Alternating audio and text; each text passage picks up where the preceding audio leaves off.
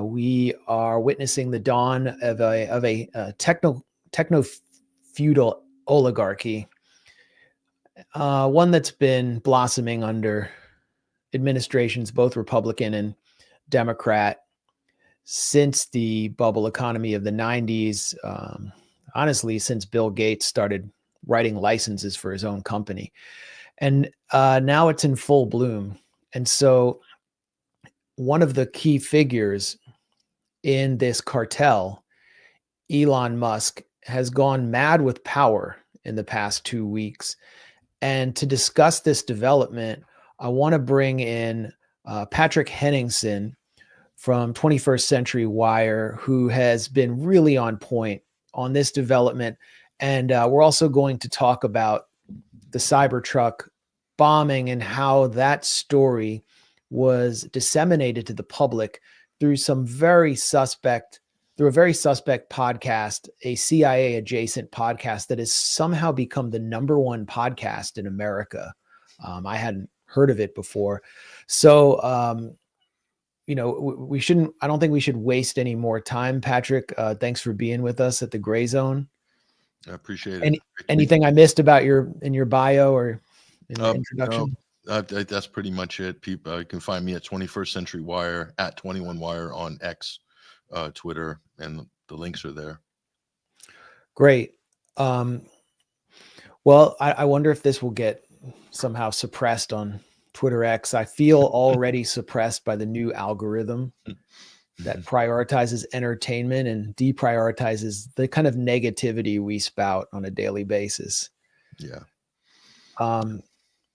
So I want to talk about the kind of the megalomaniacal meltdown that we've witnessed through Elon Musk in the past 2 weeks. But before I do that, explain what you think the significance of Elon Musk is in the incoming Trump administration and in the transatlantic power structure. Yeah, very interesting. Very interesting. I think the first thing you got to understand is that this has nothing to do with politics, and has definitely nothing to do with Elon being a MAGA or a conservative or anything like this. He has shown himself throughout his career to be an adept shapeshifter. He's able to wiggle into basically any political position that suits his business interests and his vision of the future, and the people who are backing him as well. And so what you have here is an interesting character who, for all intents and purposes, appeared to support Joe Biden in the last election. Yeah. I would venture to guess he was a Democrat. I would also venture to guess that he was part of Democratic bundling for fundraising.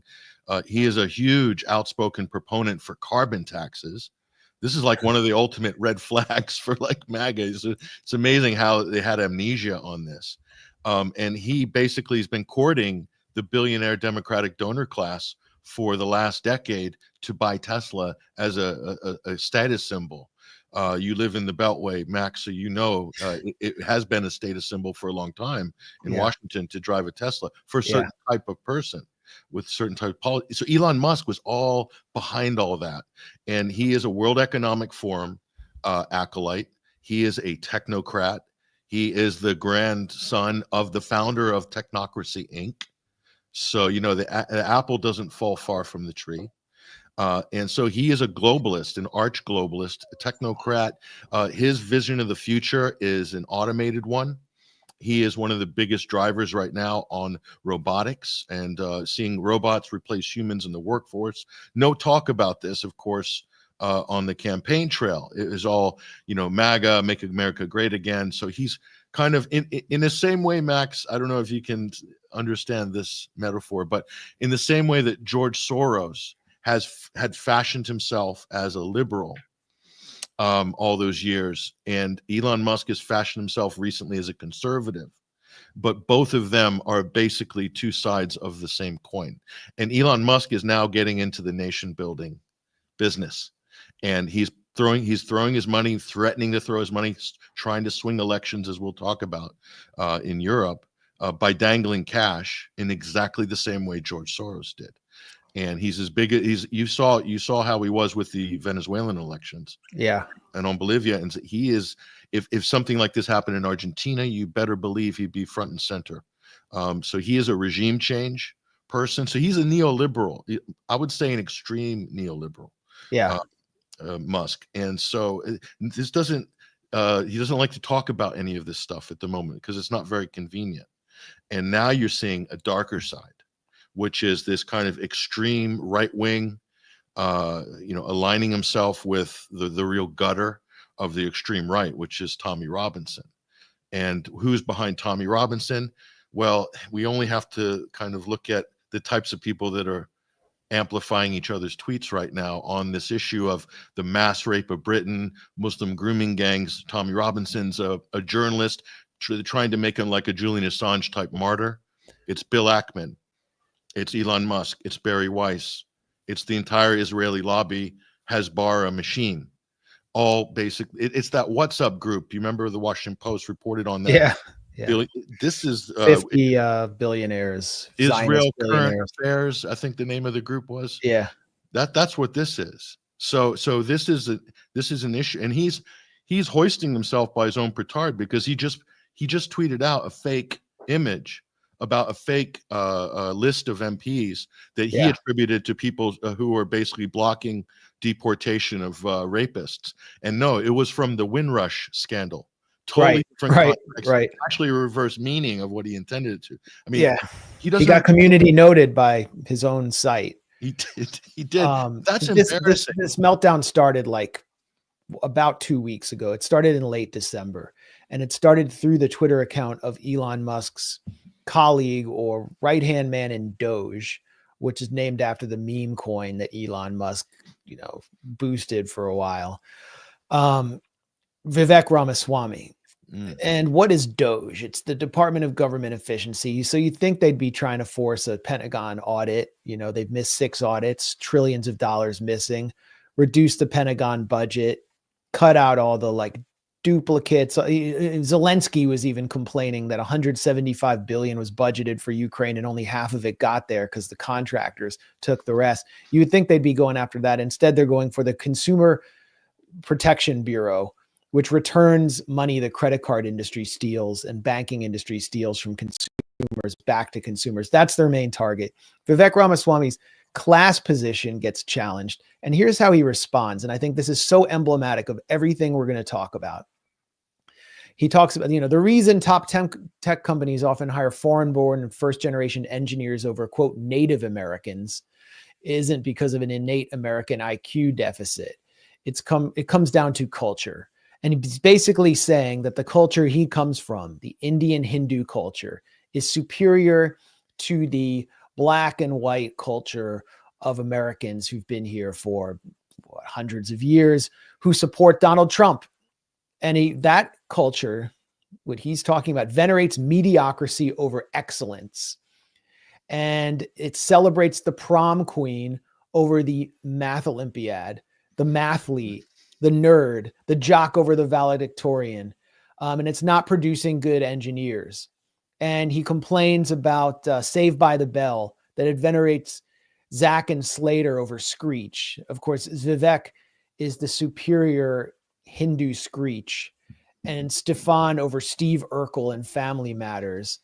Basically, over Revenge of the Nerds, by the way, never happened in Hollywood. I guess he missed that one. But basically, he's saying white people are kind of like culturally retarded, and just goes off on all the people who elected Donald Trump and put Vivek where he was. This is a guy who is pandering to them, but as soon as he feels challenged, he calls them culturally inferior and says, this can be our Sputnik moment. We have to stop basically having sleepovers and start turning our kids into mathletes and forcing them to get up and study and go to Kumon at 7 a.m. on Saturday. But until then, the tech industry should get all the H-1B visas it wants to drive salaries down and replace American citizen workers with workers imported specifically from India. That's what the argument is. And it's one that Elon Musk vigorously supported when this post, which was like the most tone deaf post I've ever seen on Twitter. It was like almost more tone deaf, just more politically damaging to the person who posted it than that white lady who posted, I'm going to Africa, hope I don't get AIDS, right before her plane took off. I don't know if all of you remember that. That's like vintage old school Twitter. But it was so damaging. He came in for so many attacks from all the MAGA influencers. Because why did they elect Trump? They want less immigration. And here's a guy running Doge with Elon Musk who wants more immigration to basically replace American workers with cheaper workers so tech barons can make more money. That's basically what it's about. I thought you were reading from a parody account there. Yeah. For a minute, that was incredible. So it's very disingenuous by Vivek, because it's Vivek like cake, as he himself instructed us to pronounce his name correctly. Vivek like cake. Vivek basically is disingenuous because if you look at the numbers in terms of average salaries of domestic tech managers and those that are imported via the H-1B system, it's about 20 to 30% less for the imports. So, I mean, there's clearly an economic incentive. And if you look at the amount of layoffs from Silicon Valley companies in the last 12 months, clearly there's a lot of unemployed people that are qualified in tech. You only have to speak to your own peer group of people who've applied to some of these jobs and weren't able to get them to know that there are plenty of qualified, skilled, and brilliant people in our own country that can fill these positions, and they're innovative and everything else. It really comes down to money at the end of the day. But this is the issue that has set off Elon Musk and this whole distraction. You're seeing a massive gaslighting operation as well. And Elon does this, he reacts.